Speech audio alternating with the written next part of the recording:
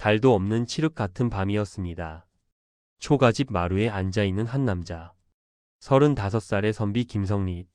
그의 눈가에는 깊은 그림자가 드리워져 있었습니다. 하늘도 무심하시지. 그의 아내는 지금 안방에서 상기를 느끼고 있었습니다. 내일 모레면 출산 예정일. 하지만 집안에는 쌀 한 대, 돈 한 푼 없었습니다. 산파를 부를 돈도, 미역을 살 돈도, 심지어 촛불을 켤 기름조차 없었습니다. 김성립은 양반 가문의 후손이었습니다. 증조할아버지는 사원부 지평을 지낸 분이었고 할아버지는 진사시험에 합격한 학자였습니다. 하지만 아버지 때에 이르러 집안은 몰락했고 김성립은 가난한 선비로 전락했습니다. 아버지. 안방에서 아내의 신음소리가 들려왔습니다. 조금만 참으시오. 내가 어떻게든 하겠소. 하지만 어떻게 할 수 있단 말입니까? 그는 이미 마을의 모든 사람들에게 돈을 빌려달라고 부탁했지만 아무도 가난한 선비에게 돈을 빌려주지 않았습니다. 빌려줘봤자 갚을 능력이 없다는 것을 모두가 알고 있었으니까요. 김성립은 주먹을 불끈 쥐었습니다. 내가 무능해서. 그때 그의 머릿속을 스치는 기억 하나. 3년 전 돌아가신 어머니가 임종 직전에 하신 말씀. 성립아, 내가 아무리 힘들어도 절대 바른 길에서 벗어나면 안 된다. 우리 집안은 비록 가난하지만 선비의 절개만큼은 지켜왔단다. 약속하거라. 예, 어머니. 하지만 지금 이 상황에서 절개가 무슨 소용입니까? 아내가 태어날 아이가 굶어 죽게 생겼는데. 김성립은 하늘을 올려다봤습니다. 하늘이시여. 제게 길을 보여주소서. 그 순간이었습니다. 쿵, 쿵, 쿵. 대문을 두드리는 소리. 이 한밤중에 누가 찾아온단 말입니까?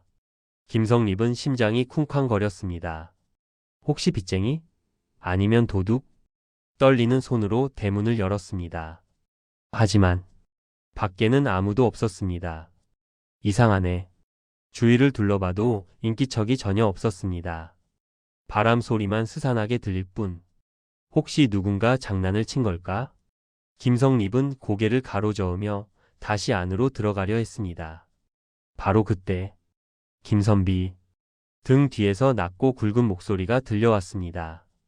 김성립은 온몸이 얼어붙었습니다. 분명 방금 전까지 아무도 없었는데.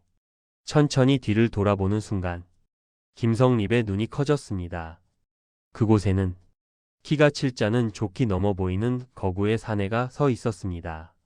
붉은 얼굴, 뾰족한 송곳니, 그리고 이마 한가운데에서 삐죽 솟아난 웹불 하나.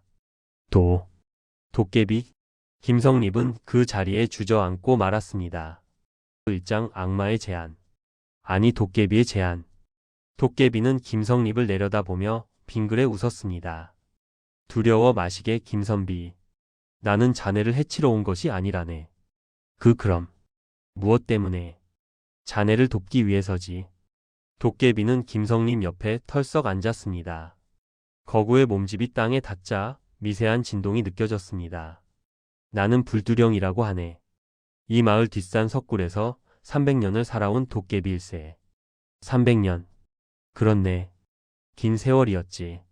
나무들이 자라고 쓰러지는 것을 수백 번 봤고 마을이 생기고 사람들이 태어나고 죽는 것을 지켜봤네.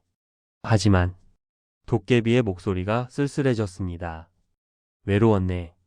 너무나 외로웠어. 김성립은 도깨비의 눈을 보았습니다. 그 눈에는 슬픔이 있었습니다. 도깨비도 외로움을 느끼십니까? 물론이지. 우리도 감정이 있네. 기쁨, 슬픔, 외로움. 인간과 다를 바 없지. 아니 어쩌면 더 심할지도 모르네. 300년이라는 시간을 혼자 보내야 했으니까. 불두령은 하늘을 올려다 봤습니다. 나는 친구가 필요하네. 이야기를 나눌 수 있는, 술 한잔 같이 마실 수 있는 친구 말일세. 그래서 자네를 선택했네. 저를요? 왜 하필 저입니까? 자네는 선비이지.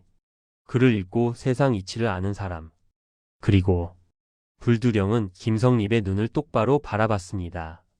아직 마음이 썩지 않은 사람이네. 가난하지만 정직하고 힘들지만 가족을 사랑하는 사람. 그런 사람과 친구가 되고 싶었네. 김성립은 할 말을 잃었습니다. 하지만 나도 알고 있네. 인간이 도깨비와 그냥 친구가 되기는 어렵다는 것을. 그래서 거래를 제안하려네. 거래라니요? 불두령은 품에서 무언가를 꺼냈습니다. 금덩이 3개. 달빛 아래에서 황금빛으로 빛나는 순금 덩어리들. 김성립의 숨이 멎었습니다.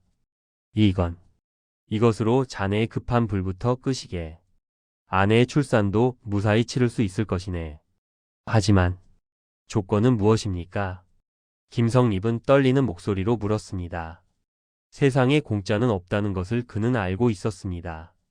조건은 간단하네. 불두령이 손가락 하나를 들어 보였습니다.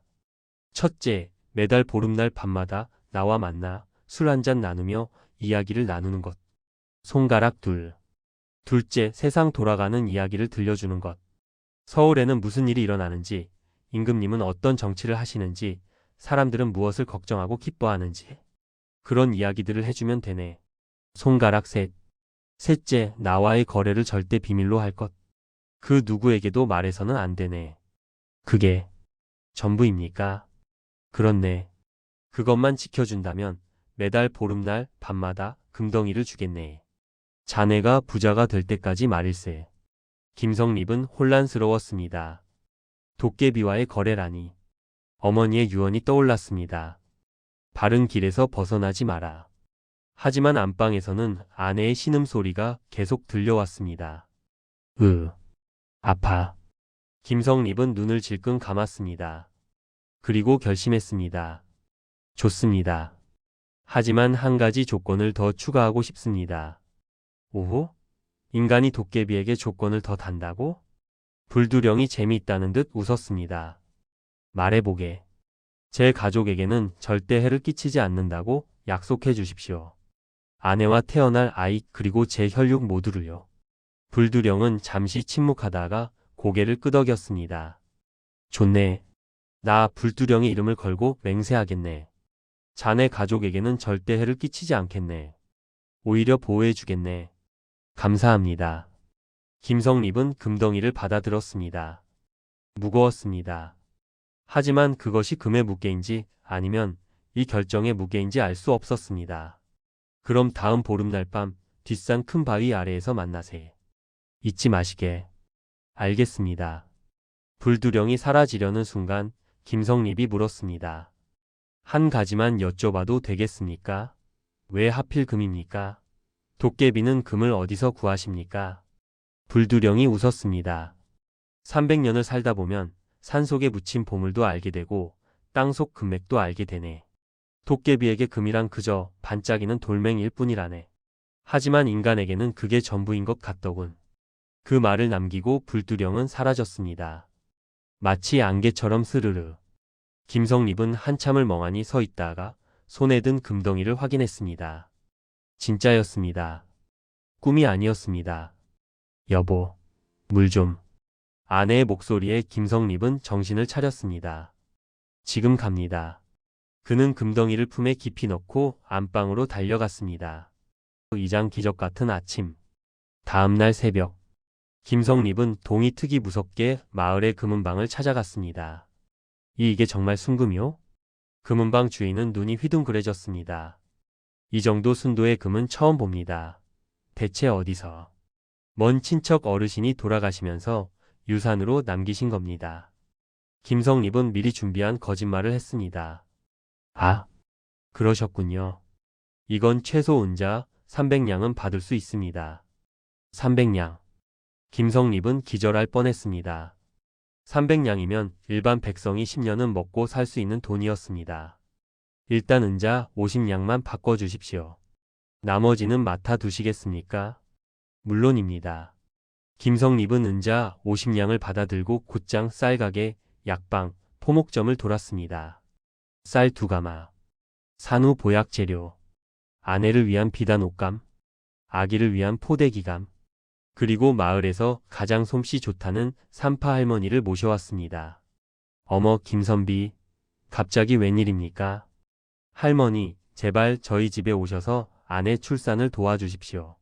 사례는 넉넉히 하겠습니다. 김성립은 은자 3냥을 내밀었습니다. 삼파 할머니는 깜짝 놀랐습니다. 보통 삼파 품삯이 은자 몇 푼인데 3냥이라니. 아니 이렇게 많이. 대체 무슨 일이? 제발 부탁드립니다. 알겠습니다. 당장 가보지요. 그날 오후 삼파 할머니의 도움으로 김성립의 아내는 건강한 사내 아이를 순산했습니다. 으앙, 으앙. 아기의 울음소리. 김성립은 눈물을 흘렸습니다. 고맙습니다. 정말 고맙습니다. 그가 누구에게 고마움을 전하는 것인지 삼파 할머니는 알 수 없었습니다. 하지만 김성립은 알고 있었습니다. 그는 뒷산을 바라보며 속으로 중얼거렸습니다.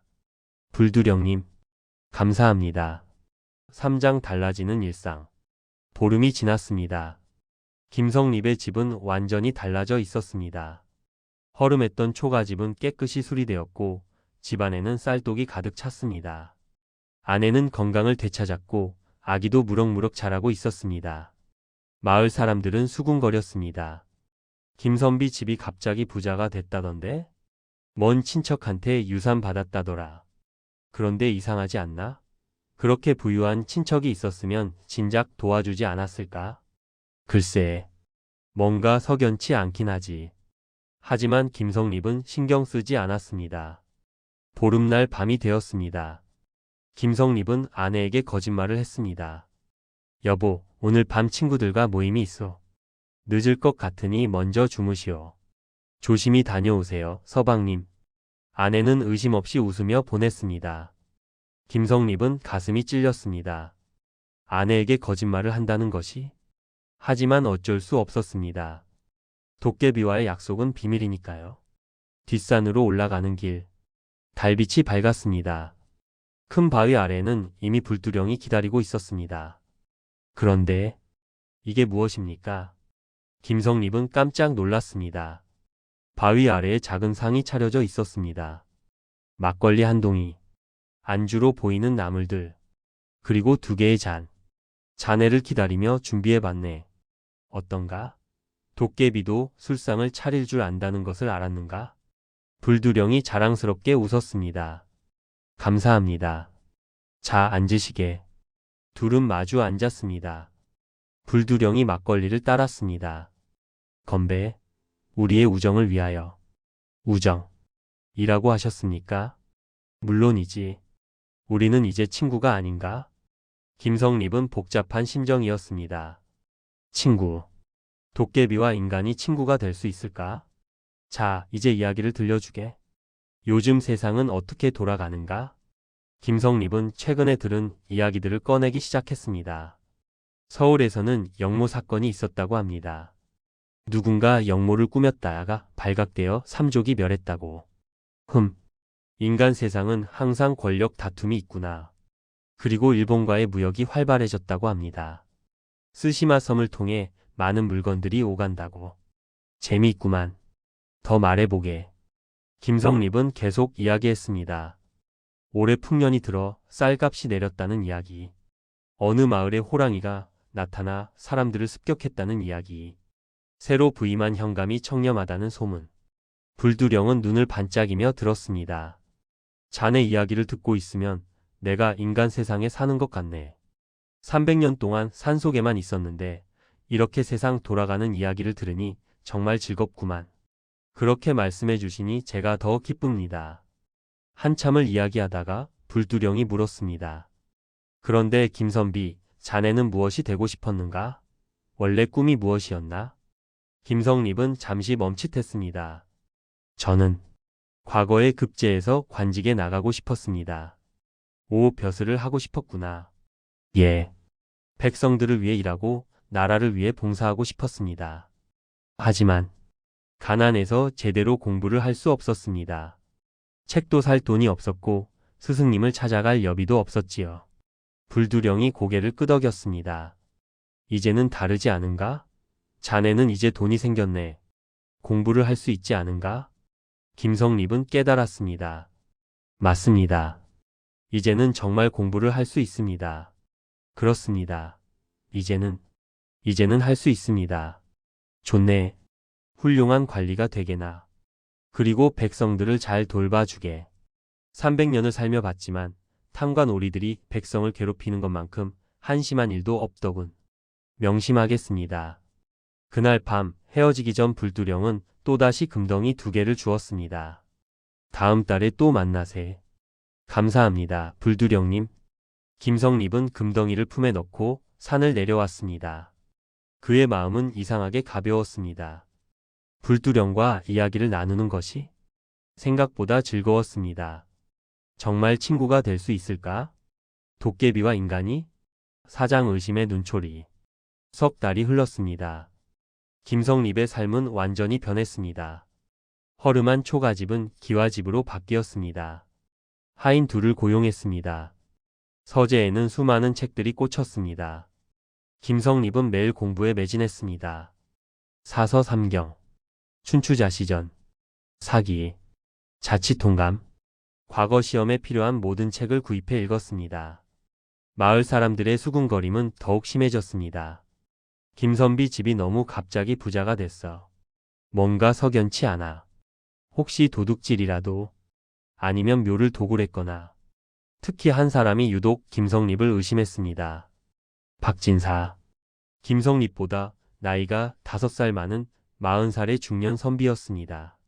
박진사는 원래 마을에서 가장 부유한 집안이었습니다. 대대로 땅을 소유한 지주 집안이었지요.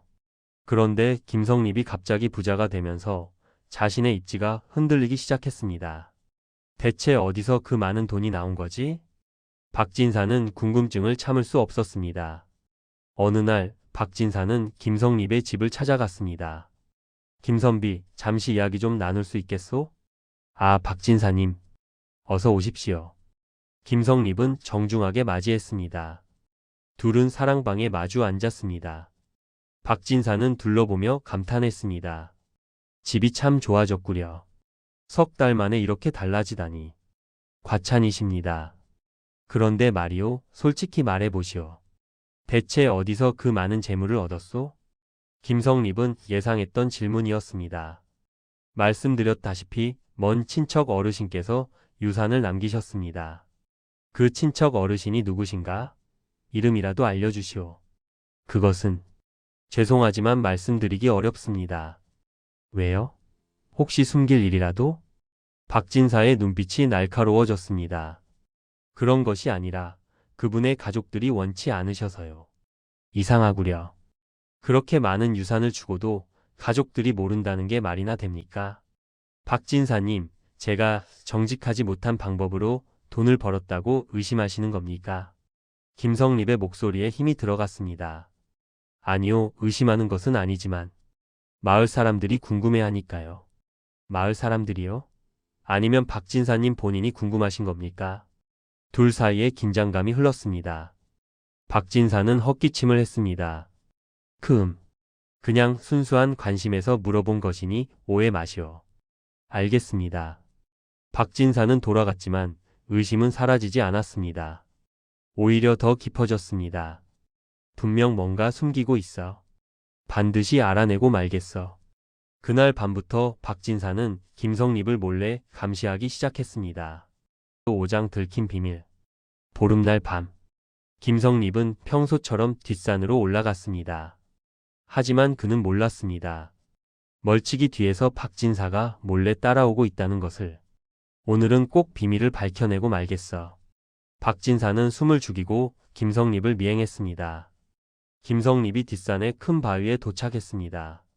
박진사는 근처 나무 뒤에 몸을 숨겼습니다. 잠시 후 어둠 속에서 거대한 그림자가 나타났습니다. 박진사는 눈을 크게 떴습니다. 저건 키 7자의 거구, 붉은 얼굴, 이마에 뿔, 도깨비였습니다. 박진사는 공포에 떨었습니다. 하지만 호기심이 더 컸습니다. 그는 숨을 죽이고 둘의 대화를 엿들었습니다. 어서 오게 김선비. 오늘은 어떤 이야기를 들려줄까? 불두령님, 오늘은 재미있는 소식이 있습니다. 오, 어디 들어보세. 서울에서 새로운 법령이 내려왔다고 합니다. 탐관오리를 엄히 처벌하겠다는. 둘은 술을 마시며 즐겁게 이야기를 나눴습니다. 박진사는 눈이 휘둥그레졌습니다. 도깨비와 거래를 하고 있었어. 그래서 부자가 된 거야. 그리고 문득 생각이 들었습니다. 만약 나도 도깨비와 거래를 한다면 나도 더 부자가 될 수 있지 않을까? 탐욕이 고개를 들었습니다. 박진사는 원래 부유했지만 더 많은 것을 원했습니다. 인간의 욕심은 끝이 없으니까요. 1시간쯤 지났을까? 김성립과 불두령이 헤어졌습니다. 김성립이 산을 내려가고 도깨비도 사라졌습니다. 박진사는 곧바로 집으로 돌아갔습니다. 그리고 밤새 고민했습니다. 어떻게 하면 나도 도깨비와 거래를 할 수 있을까? 다음날 아침, 박진사는 김성립의 집을 찾아갔습니다. 김선비, 나와 이야기 좀 합시다. 무슨 일이십니까? 우리 둘만 이야기할 수 있는 곳으로 갑시다.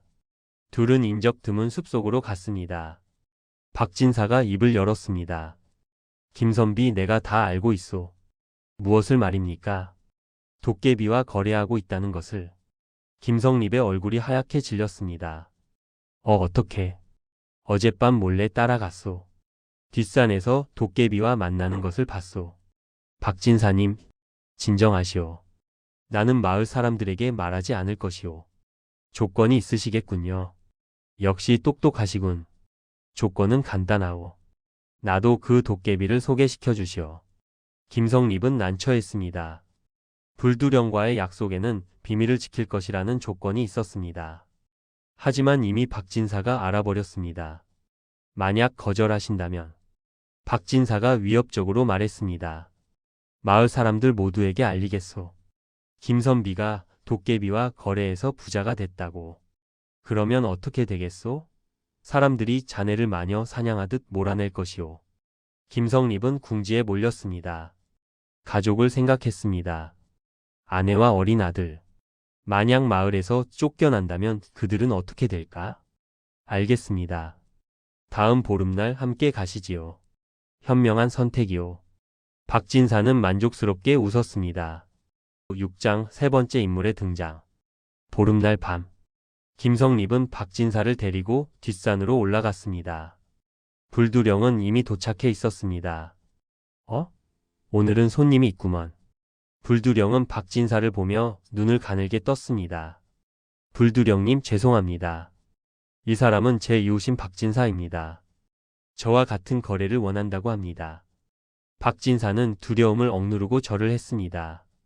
불두령님이시라 들었습니다. 소인 박진사라고 합니다.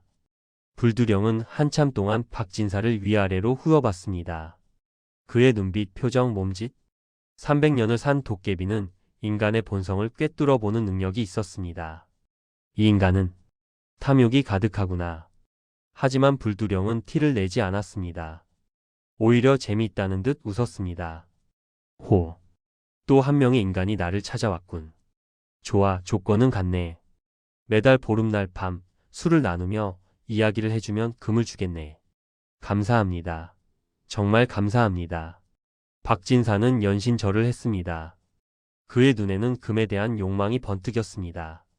그날 밤부터 셋이 함께 술을 마시기 시작했습니다. 김성립과 박진사는 각자들은 이야기를 불두령에게 해주었고 불두령은 각자에게 금덩이를 주었습니다. 표면적으로는 평화로워 보였습니다. 하지만 불두령은 알고 있었습니다. 이 균형은 오래가지 못할 것이라는 것을. 인간의 탐욕은 그렇게 만만하지 않으니까요. 7장 경쟁의 시작. 한 달이 지났습니다. 박진사도 부자가 되었습니다. 아니, 원래 부유했으니 더더욱 부자가 되었다고 해야 할까요? 그런데 문제가 생겼습니다. 박진사는 김성립과 똑같은 대우를 받는 것이 불만이었습니다. 왜 나와 김성립이 같은 금덩이를 받는 거지? 나는 원래 양반 집안인데. 박진사의 마음속에서 우월감과 질투가 자라기 시작했습니다. 다음 보름날 밤. 박진사는 김성립보다 더 재미있는 이야기를 하려고 애썼습니다. 불두령님, 제가 들은 바로는 서울에 정말 놀라운 일이 일어났다고 합니다. 오호? 무슨 일인가? 궁궐에서 괴물이 나타났다고 합니다. 밤마다 나타나 궁녀들을 습격한다는. 사실 박진사가 지어낸 거짓말이었습니다. 도깨비의 흥미를 끌기 위해 과장하고 과장한 이야기. 김성립은 불편한 표정을 지었습니다. 박진사, 그건 확인되지 않은 소문 아닙니까? 아니요. 분명한 사실입니다. 제가 직접 서울 다녀온 상인에게 들었습니다. 또 거짓말이었습니다. 박진사는 서울 다녀온 상인과 이야기한 적이 없었습니다. 그런데 김선비는 그런 소식도 못 들으셨습니까? 세상 돌아가는 것에 무심하시군요. 박진사의 말투에는 은근한 조롱이 섞여 있었습니다. 김성립은 얼굴이 붉어졌습니다. 저는 확실하지 않은 이야기는 하지 않습니다. 그러니까 재미없지요. 둘 사이에 긴장감이 흘렀습니다. 불두령은 재미있다는 듯 둘을 번갈아 봤습니다. 시작되는구나. 인간들의 본성이. 팔짱 탐욕의 심화. 그 후로 박진사의 이야기는 점점 더 과장되고 선정적이 되었습니다. 불두령님, 이번에는 정말 놀라운 소식입니다. 제주도에서 용이 나타났다고 합니다. 용이라니? 예.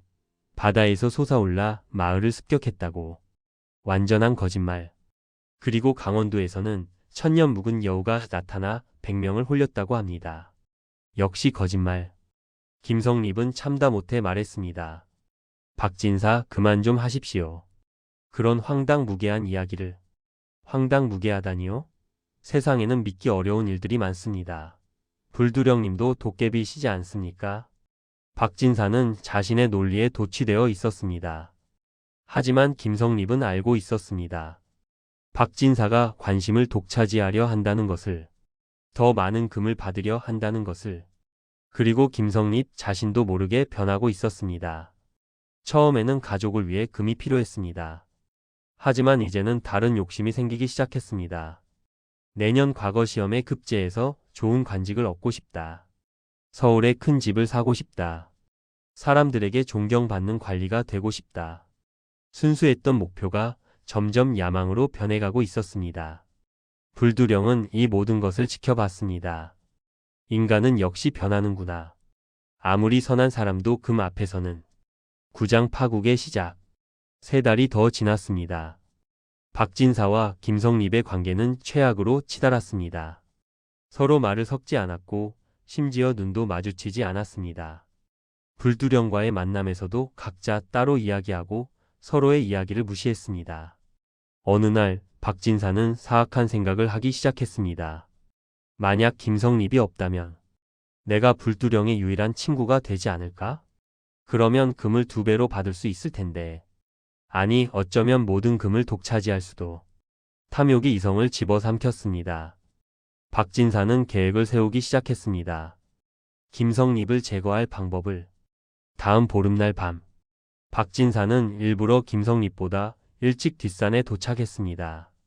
불두령과 단둘이 있을 때 속삭였습니다.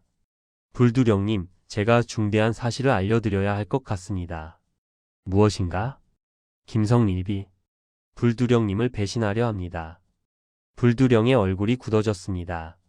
뭐라고? 김성립이 마을 사람들에게 불두령님의 존재를 알리려 한다고 합니다. 그리고 스님을 불러 불두령님을 쫓아내려 한답니다. 정말인가? 제가 직접 들었습니다. 며칠 후면 스님이 온다고 합니다. 김성립은 혼자 금을 독차지하려는 겁니다. 완전한 거짓말이었습니다. 박진사의 눈에는 광기가 서려 있었습니다. 바로 그때 김성립이 도착했습니다. 늦어서 죄송합니다, 불두령님. 불두령은 차갑게 물었습니다. 김선비, 자네 나를 배신할 생각인가? 예? 무슨 말씀이십니까? 스님을 불러 나를 쫓아내려 한다지? 김성립은 깜짝 놀라 박진사를 봤습니다. 박진사는 모른 척하며 고개를 돌렸습니다. 절대 아닙니다. 저는 그런 생각 한 적 없습니다. 박진사가 직접 들었다는데? 거짓말입니다. 박진사가 거짓말을 하고 있습니다. 내가 왜 거짓말을 하겠소? 증거라도 있소? 박진사가 뻔뻔하게 되물었습니다. 당신이 거짓말을 하고 있다는 것을 나는 압니다. 당신은 나를 제거하고 혼자 금을 독차지하려는 거 아닙니까? 무슨 황당한 소리를. 오히려 당신이 그러려는 거 아니오? 둘은 서로 거짓말쟁이라며 격렬하게 다투기 시작했습니다. 불두령은 조용히 지켜보다가 갑자기 크게 웃기 시작했습니다. 크아하. 웃음소리가 산을 울렸습니다. 크아하. 재미있구나. 정말 재미있어. 둘은 웃음을 멈추지 않는 불두령을 보며 얼어붙었습니다. 10장 도깨비의 심판. 불두령은 웃음을 멈추고 진지한 표정을 지었습니다. 자, 이제 진실을 말해주지. 불두령이 박진사를 똑바로 바라봤습니다. 박진사, 자네가 거짓말을 하고 있다는 것을 나는 처음부터 알고 있었네. 박진사의 얼굴이 새파랗게 질렸습니다. 저는 300년을 살며 수천 명의 인간을 봐왔네. 탐욕의 눈먼 자가 어떤 눈빛을 하는지, 어떤 말투를 쓰는지, 어떤 거짓말을 하는지 다 안다네. 불두령의 목소리는 차가웠습니다. 자네는 처음 나를 만났을 때부터 금만 생각했네. 친구가 되려는 마음은 조금도 없었지. 오로지 부와 재물만을 원했어. 박진사는 아무 말도 할 수 없었습니다. 그리고 불두령은 김성립을 바라봤습니다. 그리고 김선비. 김성립의 가슴이 철렁 내려앉았습니다. 자네도 변했네. 예? 처음에는 순수했네. 진정으로 가족을 위해 금이 필요했지. 하지만 이제는 다르네. 과거 급제 관직 명예. 더 많은 것을 원하고 있지. 김성립은 부인할 수 없었습니다. 사실이었으니까요. 물론 자네가 박진사처럼 완전히 타락한 것은 아니네. 하지만 탐욕의 씨앗이 자라고 있었어. 조금씩 천천히. 불두령은 하늘을 올려다봤습니다. 나는 외로움을 달래려고 자네들과 거래를 시작했네. 진정한 친구를 원했지. 금이야 나에게는 그저 돌멩이일 뿐이니까. 그의 목소리에 슬픔이 묻어났습니다. 하지만 결국 인간은 인간이구나. 금 앞에서는 우정도 진실도 모든 것이 사라지는구나. 불두령님, 오늘로 거래는 끝이네. 불두령이 선언했습니다. 그동안 준 금은 가지고 있어도 좋네. 하지만 다시는 나를 찾지 마시게. 불두령님, 제발. 박진사가 애원했지만 불두령은 고개를 저었습니다. 박진사, 자네에게는 특별한 벌을 주겠네. 벌이라니요? 자네가 받은 금은 사흘 후부터 조금씩 돌로 변할 것이네. 한 달이 지나면 모두 돌이 될 것이고. 안 됩니다. 제발. 이것이 거짓말쟁이에게 주는 도깨비의 벌이라네. 박진사는 비명을 지르며 산을 내려갔습니다. 이제 남은 것은 불두령과 김성립 둘뿐. 11장 마지막 기회. 김성립은 무릎을 꿇었습니다. 불두령님 죄송합니다. 제가 잘못했습니다. 불두령은 쓸쓸하게 웃었습니다. 잘못을 인정하는군. 그것만으로도 박진사와는 다르네. 처음에는 정말 가족을 위해서였습니다. 하지만 어느새 저도 모르게 더 많은 것을 바라고 있었습니다. 김성립은 눈물을 흘렸습니다. 욕심이 생겼습니다. 금이 생기니까 더 많은 것이 보였습니다. 더 큰 집, 더 높은 지위, 더 많은 명예. 그것이 인간의 본성이네. 하지만 저는 깨달았습니다. 제가 정말 소중한 것을 잃어가고 있다는 것을요. 소중한 것? 불두령님과의 우정입니다. 김성립은 품에서 금주머니를 꺼내 불두령 앞에 놓았습니다. 이것은 돌려드리겠습니다. 불두령은 놀란 표정을 지었습니다. 자네, 정말 금을 돌려주겠다는 건가? 네, 저는 이미 충분히 받았습니다. 가족이 건강하고 공부할 여유가 생겼으니 그것만으로도 감사합니다. 김성립은 불두령을 똑바로 바라봤습니다. 그리고 만약 불두령님께서 허락하신다면 금 없이 진짜 친구로서 뵙고 싶습니다. 매달 보름날 밤 그냥 술 한잔 나누며 이야기를 나누는 친구로서요. 불두령은 한참 동안 침묵했습니다. 300년을 살며 수많은 인간을 봐왔지만 금을 거절하는 인간은 처음이었습니다. 진심인가? 네, 진심입니다. 불두령의 눈가에 뭔가 반짝이는 것이 보였습니다. 혹시 도깨비의 눈물? 좋네. 그렇게 하세. 불두령이 미소를 지었습니다. 우리는 이제 진짜 친구가 되는 거네. 그날 밤 둘은 새벽까지 술을 마시며 이야기를 나눴습니다. 금에 대한 이야기는 전혀 없었습니다. 오로지 친구로서의 대화만이 있었습니다. 사흘 후 박진사의 집에서 비명이 들렸습니다. 안 돼. 안 돼. 박진사가 금고를 열어보니 금덩이 하나가 돌로 변해 있었습니다. 이럴 수가. 매일 하나씩 돌로 변해갔습니다. 박진사는 미쳐갔습니다. 금을 다른 곳에 숨겨봐도 소용없었습니다. 지하에 묻어도 다른 마을에 옮겨도 변함없이 돌로 변했습니다. 박진사는 급하게 금을 팔려고 했습니다. 이 금을 사주시오. 싸게 드리겠소. 하지만 이상하게도 아무도 사려 하지 않았습니다. 어떤 이는 이렇게 말했습니다. 이 금에서 불길한 기운이 느껴지는군요.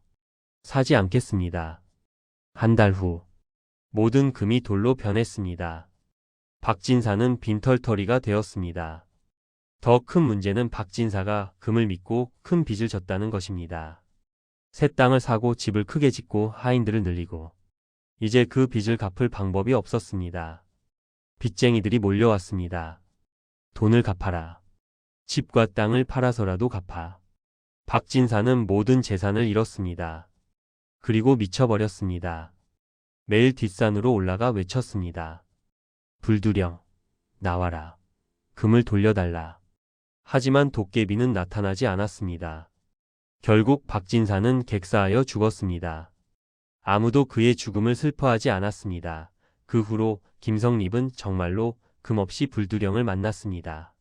매달 보름날 밤 어김없이 뒷산으로 올라갔습니다. 처음에는 조금 어색했습니다. 금이라는 매개가 없으니까요. 하지만 시간이 지나며 둘은 진짜 친구가 되어갔습니다. 김성립은 세상 이야기를 들려줬고 불두령은 300년간 경험한 지혜를 나눠줬습니다. 김선비, 자네는 과거 시험을 준비한다고 했지? 네, 내년 봄에 시험이 있습니다. 시험 공부도 좋지만 진정한 학문은 따로 있네. 백성의 마음을 이해하는 것, 그것이 진정한 학문이라네. 명심하겠습니다. 어느 날 밤 불두령이 물었습니다. 김선비 후회하지 않는가? 금을 받지 않는 것을? 김성립은 웃으며 대답했습니다. 전혀 후회하지 않습니다. 오히려 이제야 진정한 행복이 무엇인지 알 것 같습니다. 진정한 행복? 네, 금으로 살 수 없는 것들이 있더군요. 우정, 신뢰, 마음의 평화. 이런 것들은 아무리 많은 금을 줘도 살 수 없습니다. 불두령은 크게 웃었습니다. 하하, 자네는 정말 깨달았구나. 300년을 사는 동안 못 깨달은 인간들이 많았는데 세월이 흘렀습니다. 김성립은 과거에 급제했습니다. 금으로 산 공부가 아니라 스스로의 노력으로 이룬 성과였습니다. 병조자랑이라는 관직을 받았습니다. 서울로 올라가야 했습니다. 마지막 보름날 밤, 김성립은 불두령을 만났습니다. 불두령님, 제가 서울로 올라가게 되었습니다. 그런가? 축하하네. 하지만 서울에서도 매달 보름날만큼은 꼭 이곳에 오겠습니다. 그럴 필요 없네. 서울에서 공주까지 오는 것은 너무 멀지 않은가? 아닙니다. 친구와의 약속은 지켜야 합니다. 불두령은 감동했습니다. 고맙네, 김선비. 그 후로도 김성립은 약속을 지켰습니다. 서울에서 공주까지 사나흘이 걸리는 길을 매달 왕복했습니다. 아내는 물었습니다. 서방님, 왜 매달 고향에 가시는 겁니까? 중요한 친구를 만나러 가는 것이요. 그렇게 중요한 친구라면 언제 한번 저도 소개시켜 주세요. 김성립은 씁쓸하게 웃었습니다. 언젠가 기회가 되면 김성립은 50대 중반이 되었습니다. 2조 참판까지 올랐습니다. 청렴한 관리로 소문났고 백성들에게 사랑받는 관리가 되었습니다. 아들도 장가를 갔고 손자도 태어났습니다. 하지만 김성립은 변함없이 매달 보름날 밤이면 공주로 내려갔습니다. 불두령을 만나기 위해서. 어느 날 임금이 물었습니다. 경은 매달 공주로 내려간다던데 무엇 때문인가? 전하, 소신에게는 20년 넘게 지켜온 약속이 있습니다. 약속? 친구와의 약속입니다. 20년을 한 번도 어기지 않았단 말인가? 네, 전하. 단 한 번도 어긴 적이 없습니다. 임금은 감탄했습니다.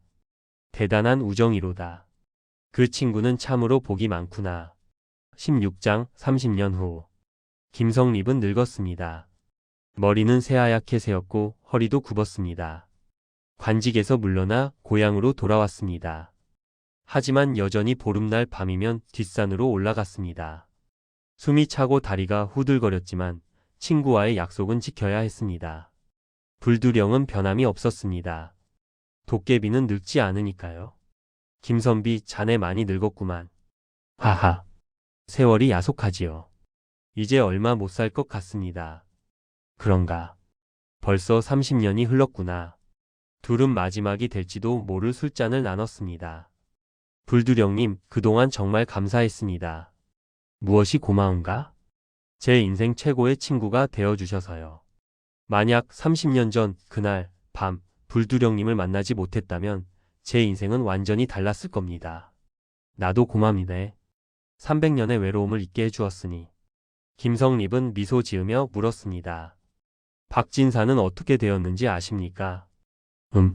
그 자는 결국 미쳐버렸네. 금이 돌로 변하자 정신을 잃고 객사했지. 탐욕의 대가로군요. 그렇네. 하지만 자네는 달랐네. 욕심을 버리고 진실을 선택했지.